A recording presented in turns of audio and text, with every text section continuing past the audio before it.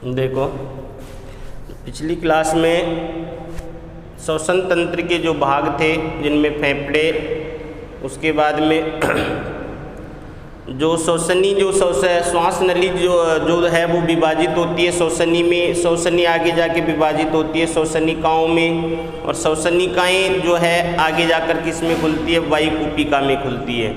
और वायुकूपिका जो है फेफड़ों की संरचनात्मक और क्रियात्मक क्या होती है, इकाई होती है। अर्थात वायुकूपिका के अंदर ही किसका, गैसों का, रक्त और जो फेफड़ों के मध्य गैसों का आदान प्रदान है वो होता है, क्योंकि वायुकूपिका के अंदर क्या पाया जाता है, एक तो रक्त संवहन बहुत अधिक मात्रा में होता है, दूसरी वायुकूपिकाओं की सतह जो होती है, सरफेस जो होती है वो अत्यंत क्या होती है, पतली होती है, जिसके कारण वहाँ गैसों का आदान प्रदान होता है। तो आज हम देखेंगे कि श्वसन की क्रिया विधि।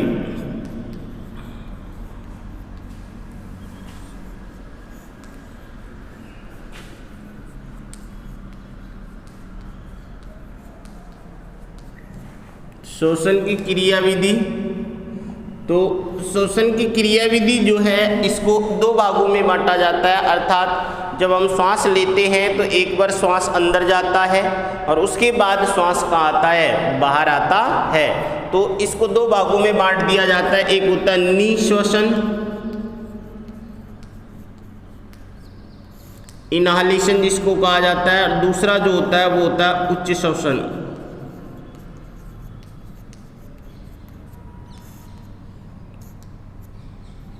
तो ये दो वर्ड है, एक निश्वसन है और निश्वसन जो है ये तो होता है इंस्पायरेशन,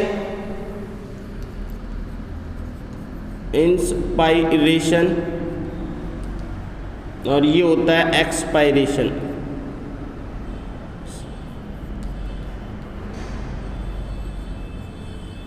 अर्थात निश्वसन में वायु को क्या किया जाता है, अंदर ग्रहण किया जाता है, उच्च श्वसन में वायु को बाहर निकाला जाता है।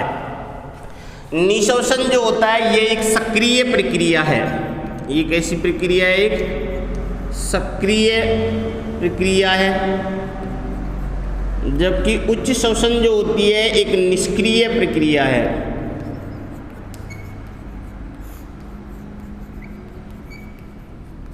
अब देखो यहाँ पर सबसे पहले हम बात करते हैं निश्वसन की।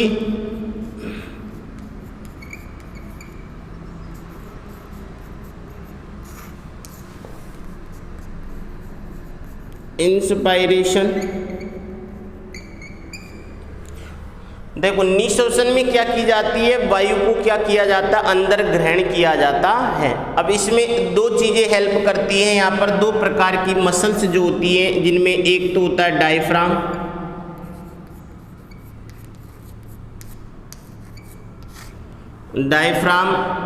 और दूसरा जो होता है यहाँ पर जो दूसरी पेशियाँ जो होती है वो होती है बाह्य अंतरापरशुक पेशियाँ।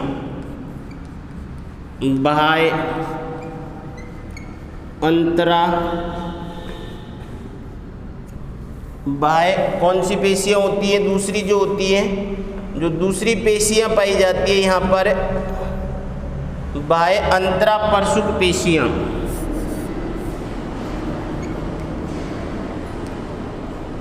अंतरापरशुक पेशियाँ ये होती है एक्सटर्नल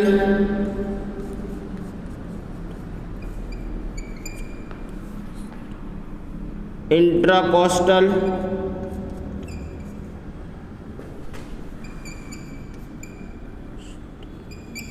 मसल्स। तो बाह्य अंतरापरशुक पेशी और डायफ्राम जो है ये किस में हेल्प करेगा, निश्वसन में।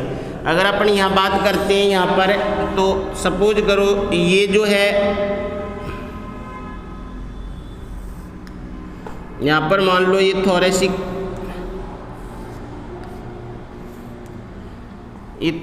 अर्थात अपनी बक्ष गुहा है, और बक्ष गुहा के नीचे यहाँ पर डायफ्राम जो नॉर्मल अवस्था में होगा वो कौन सी अवस्था में होगा, इस तरीके से डोम शेप होगा यहाँ पर। तो ये जो है ये क्या है, डायफ्राम। तो यहाँ पर क्या है, डायफ्राम, और ये डायफ्राम ये गुंबदाकार होता है नॉर्मल अवस्था में। और इस डायफ्राम से दो प्रकार की पेशियां जो हैं, एक पेशी जुड़ी होती है, अर्थात ये जो रिब्स होगी, यहाँ पर क्या होगी, ये रिब्स होगी, यहाँ पर ये रिब्स होती है। और इन रिब्स से अब देखो, जो डायफ्राम जो होता है, डायफ्राम का जो बाहरी भाग जो होगा, अर्थात बाहर की तरफ चारों तरफ जो पेशियां जुड़ी होती हैं, यहाँ पर सब ये पेशियां जुड़ी होंगी इस तरीके से, यहाँ से इस तरीके से यहाँ पर क्या जुड़ी हुई होंगी, इनसे, किससे, ये रिब्स हैं। और इन रिब्स से कौन सी ये पेशियां जुड़ी हुई है, किससे, डायफ्राम से। और डायफ्राम के कहाँ का, जैसे ये डायफ्राम है तो डायफ्राम के यहाँ पर ये पेशियां जुड़ी हुई है, यहाँ पर ये पेशियां जुड़ी हुई है। तो इस पेशियों को कहा जाता है रेडियल मसल्स या फ्रेनिक मसल्स कहा जाता है, फ्रेनिक पेशियां, और या इनको बोलते हैं रेडियल पेशियां।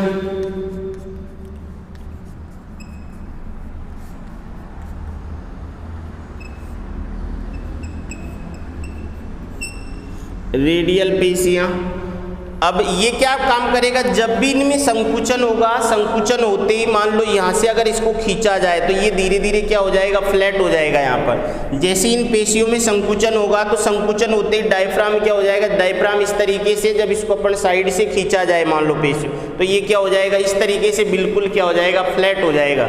कौन सी पेशियों से, फ्रेनिक पेशियों या रेडियल पेशियों के संकुचन से। और रेडियल पेशियां या फ्रेनिक पेशियां जो है ये किससे जुड़ी हुई है, डायफ्राम से, किसके द्वारा, रिब्स से जुड़ी हुई होती हैं। दूसरी पेशियां जो होती है, ये मान लो ये क्या है, रिब्स, और इन रिब्स के बीच में यहाँ पर ये पेशियां जो पाई जाती हैं, यही पेशियां क्या कहलाती है, बाह्य अंतरापरशुक पेशियां। क्या कहलाएंगी ये, बाह्य अंतरापरशुक पेशियां, अर्थात रिब्स के बीच में, रिब्स कितनी होती है, 12 जोड़ी, ये कितनी होंगी, 12 जोड़ी। तो बाह्य अंतरापरशुक पेशिया या एक्सटर्नल इंटरकोस्टल पेशिया जो होगी, ये कितनी होगी, 11 जोड़ी होती है। तो ये कहाँ पाई जाती है, पेशियों के मध्य में पाई जाती हैं। और जब इनमें संकुचन होता है तो संकुचन होते ही रिब्स कहाँ फैलती है, बाहर की तरफ उठती है। जैसे अपन सांस लेंगे तो अपना जो वक्ष वाला भाग है वो कहाँ आता है, बाहर की तरफ आता है।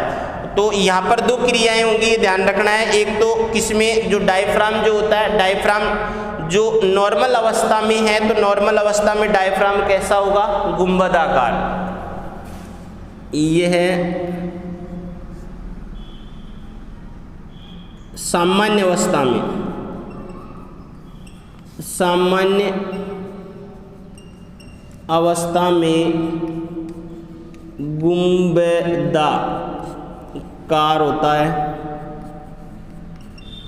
और जैसे ही इसमें संकुचन होगा, पेशियों में संकुचन होते ही ये क्या हो जाएगा, फ्लैट हो जाएगा, बिल्कुल सीधा हो जाएगा। अब देखो ये सीधा, अब इनके बीच में यहाँ पर जो है कौन है, फेफड़े, इसके बीच में फेफड़े क्या है, मजबूती से, मान लो ये रिब्स है और रिब्स इसको चारों तरफ से क्या है, घेरे हुए हैं। कौन, किसको, फेफड़ों को। तो फेफड़ों को चारों तरफ से घेरे हुए हैं मजबूती से। अब जैसे ही मान लो अगर इसको जगह मिल जाए तो फेफड़े फैलेंगे, नहीं फैलेंगे। अगर मान लो ये जो स्पेस जो है जहाँ पर फेफड़ों को मजबूती से बांधा हुआ है, तो अगर मान लो ये फैल जाएगा तो फैलते ही फेफड़े फैलेंगे, नहीं फैलेंगे। और जैसे ही फेफड़े फैलेंगे तो फेफड़ों का अंदर का आयतन जो है वो बढ़ेगा, नहीं बढ़ेगा। और जब अंदर का आयतन बढ़ेगा तो अंदर का दाब कम होगा या ज़्यादा, कम हो जाएगा, नहीं हो जाएगा। तो यहाँ पर इस कंडीशन में अब देखो, यहाँ से जैसे ही इनमें संकुचन होगा, किसमें, फ्रेनिक पेशियों में संकुचन होता है, तो संकुचन होने से डायफ्राम कैसा हो जाएगा, फ्लैट। तो यहाँ पर डायफ्राम कैसा हो जाएगा। और जो बाह्य अंतरापरशुक पेशियाँ हैं, ये बाह्य अंतरापरशुक पेशियों में जैसे ही संकुचन होगा, संकुचन होते ही ये क्या हो जाएंगे, बाहर की तरफ फैलती है। कहाँ फैलेगी ये, तो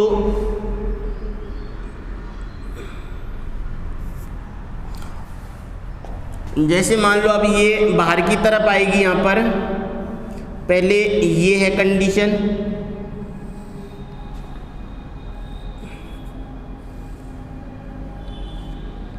ये पेशियाँ है यहाँ पर,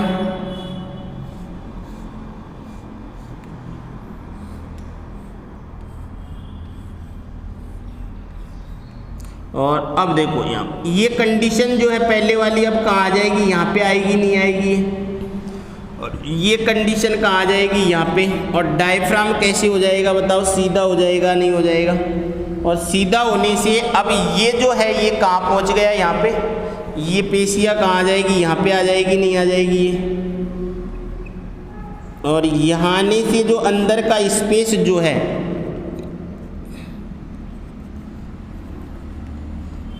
पहले यहाँ आ रही थी अब यहाँ आएगा तो अंदर का स्पेस बढ़ गया नहीं बढ़ गया। और अंदर का स्पेस जैसे ही बढ़ेगा तो फेफड़े फैलेंगे नहीं फैलेंगे, और जैसे ही फेफड़ों फैलते हैं फेफड़ों का आयतन क्या हो जाता है, कम हो जाता है। और आयतन कम होगा, आयतन बढ़ जाता है, दाब क्या हो जाएगा, कम हो जाएगा, अंदर का दाब कम हो जाएगा और वायुमंडल का दाब क्या हो जाएगा, अंदर की तुलना में ज़्यादा होगा, जिसके कारण वायु जो है वो तेजी से कहाँ प्रवेश करेगी, फेफड़ों के अंदर प्रवेश करती है। तो और इसी प्रक्रिया को क्या कहा जाता है, निःशोषण कहा जाता है। किसे कहते हैं, वायु का वायुमंडल से फेफड़ों में प्रवेश करना क्या कहलाएगा, निःशोषण कहलाता है।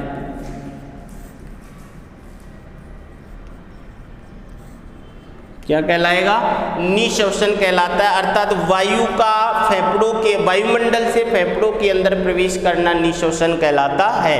निःशोषण में डायफ्राम, और डायफ्राम जो है ये कौन सी पेशियों के द्वारा, अर्थात ये इस तरीके से बाहर से जो है किससे जुड़ा हुआ होता है, फ्रेनिक या रेडियल मसल्स जो होती है उनके द्वारा पेशियों से, रिब्स से जुड़ा हुआ रहता है। जैसे ही इनमें नॉर्मल अवस्था जब होगी, अर्थात सामान्य अवस्था में ये कैसा होगा, गुंबदाकार होगा। जैसे फ्रेनिक पेशियों में क्या होगा, यहाँ पर संकुचन होगा, इनमें संकुचन होने से कौन, डायफ्राम कैसा हो जाएगा, सीधा हो जाता है या फ्लैट हो जाता है, सीधा हो जाता है। अब इसके सीधा होने से क्या होगा, इसके सीधा होने से बक्ष गुहा का आयतन बढ़ेगा नहीं बढ़ेगा, जिस कारण से बक्ष गुहा का आयतन बढ़ जाता है। अब बताओ, आयतन बढ़ेगा तो अंदर फेफड़ों के अंदर का दाब क्या हो जाएगा, जिसके कारण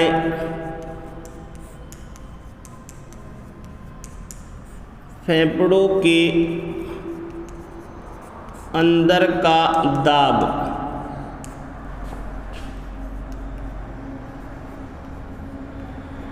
वायुमंडल की तुलना में कम हो जाता है।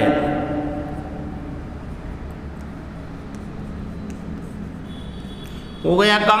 अब वायुमंडल का दाब ज़्यादा है, अंदर का दाब कम है, तो बताओ वायु कहाँ बहती है, अधिक दाब से कम दाब की ओर बहती है नहीं बहती है, तो बताओ और इसी कारण से वायु कहाँ प्रवेश करती है, जिसके कारण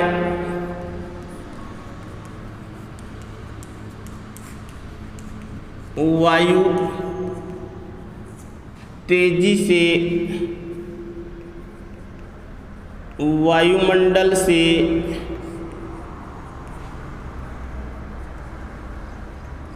फेफड़ों में प्रवेश करती है। बात क्लियर है। दूसरी काम क्या हो रहा है, बाह्यांतरक पिर्सुक पेशियों और इन पेशियों में संकुचन होगा, इनमें संकुचन होने से क्या होगा, ये कहाँ फैलेगी, बाहर की तरफ फैलती हैं। संकुचन होने से ये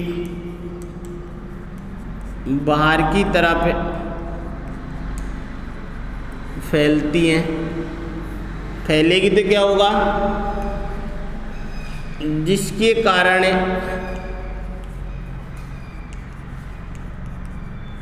बक्षगुहा का आयतन बढ़ जाता है।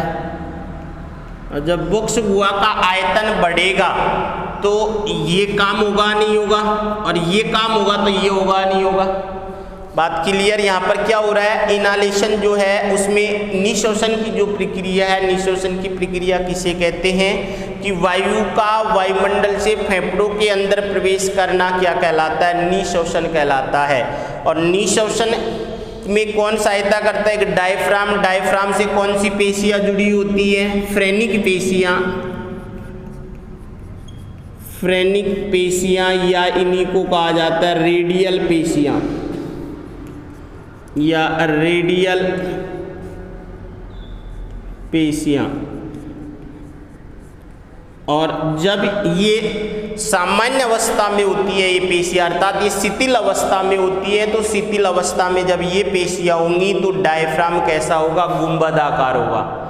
परंतु जब इनमें संकुचन होगा, संकुचन होते ही डायफ्राम कहाँ फैलेगा, बाहर की तरफ आएगा नहीं, और जिसके कारण ये यहाँ से क्या हो जाएगा, फ्लैट हो जाएगा, नहीं हो जाएगा। और डायफ्राम फ्लैट होगा तो फ्लैट होने से जो ये अब पीछे क्या किसको दबाए हुए था, फेफड़ों को, जैसे ये नीचे की तरफ आएगा, ये कहाँ गया, पहले यहाँ पर था, अब ये यहाँ आ जाएगा, और यहाँ से अब ये इस तरीके से हो जाएगा, नहीं हो जाएगा। अब यहाँ पे ये क्या हो जाएगा, बक्षगुहा का आयतन बढ़ गया, नहीं बढ़ गया। और बक्षगुहा का आयतन बढ़ते ही फेफड़ों को फैलने के लिए क्या मिलेगी, जगह मिलेगी। और फेफड़ों के फैलते ही फेफड़ों के अंदर का आयतन जो क्या है, बढ़ जाएगा। और जैसे ही आयतन बढ़ेगा तो दाब क्या हो जाएगा, कम हो जाएगा। और जिस दाब, जैसे दाब कम होगा, वायुमंडल का दाब उतना ही है, परंतु अंदर का दाब कम हो गया तो वायुमंडल का ज्यादा हो गया तुलना में। और वायुमंडल का ज्यादा होते ही वायु जो है अधिक दाब से कहाँ आएगी, कम दाब की ओर आएगी, नहीं आएगी। और फेफड़ों में क्या प्रवेश करेगी, वायु प्रवेश करती है। क्लियर। तो ये था अपना निःश्वसन। उच्च श्वसन की बात करेंगे तो उच्च श्वसन में क्या होगा कि जो फ्रेनिक पेशियां जो हैं, अब इनमें क्या होगा, वापस शिथिलन होगा, नहीं होगा। अरे ये अपनी नॉर्मल अवस्था में आएगी, और अपनी नॉर्मल अवस्था में जब आएगी तो ये क्या हो जाएगी, शिथिल हो जाएगी। और शिथिल होते ही डायफ्राम क्या हो जाएगा, यहाँ पर डायफ्राम अपनी सामान्य अवस्था में आएगा, नहीं आएगा। और डायफ्राम जब अपनी सामान्य अवस्था में आएगा तो ये क्या करेगा, फेफड़ों के अंदर दाब डालेगा, नहीं डालेगा, डालेगा। और बाह्यंतरा परशु पेशियां भी क्या करेगी, जब शिथिल अवस्था में आती है तो ये अंदर की तरफ जाएगी, नहीं जाएगी, तो फेफड़ों के ऊपर क्या डालेगी, दाब डालेगी। और जैसे ही फेफड़ों के ऊपर दाब डाला जाता है तो फेफड़ों के अंदर जो भरी हुई वायु जो है वो कहाँ निकलेगी, बाहर निकलेगी। क्यों, क्योंकि जैसे ही दाब डालते हैं, दाब बढ़ रहा है फेफड़ों के ऊपर, तो दाब बढ़ेगा तो वायुमंडल का दाब अंदर के दाब की तुलना में क्या होगा, कम होगा। तो वायु कहाँ आएगी, अंदर से बाहर की तरफ आती है। तो ये कौन सी प्रक्रिया थी, उच्च श्वसन। तो उच्च श्वसन कैसी प्रक्रिया है, एक निष्क्रिय प्रक्रिया है। जबकि यहाँ पर क्या हो रहा है, संकुचन हुआ है। यहाँ पर तो क्या है, जो संकुचन हुआ था उसी में क्या हुआ है, नॉर्मल अवस्था में आई है पेशियां, तो ये तो निष्क्रिय प्रक्रिया है। जबकि यहाँ पर क्या किया जा रहा है, ऊर्जा काम में आ रही है, अर्थात पहले इनमें संकुचन हुआ, फिर इनमें संकुचन हुआ, तो ये कौन सी प्रक्रिया हो गई, एक सक्रिय प्रक्रिया हो गई।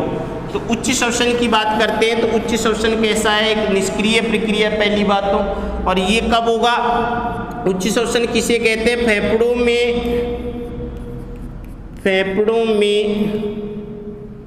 फेफड़ों से वायु का वायुमंडल में बाहर निकलना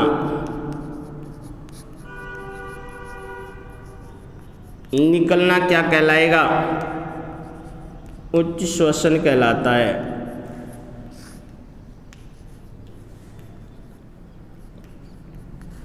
और ये उच्च शोषण कब होगा? जब फ्रेनिक पेशियां और बाह्य अंतरा पेशियां क्या आएगी? अपनी सामान्य अवस्था में आती हैं। इस प्रक्रिया में फ्रेनिक पेशियां व बाह्य अंतरा परशुक पेशियां अपनी सामान्य अवस्था में आती हैं। अब इनके सामान्य अवस्था में आने से क्या होगा? फेफड़ों के ऊपर दाब बढ़ेगा नहीं बढ़ेगा, जिसके कारण फेफड़ों पर दाब बढ़ता है,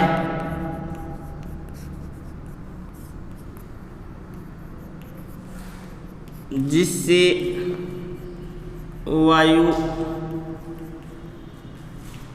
फेफड़ों से निकलकर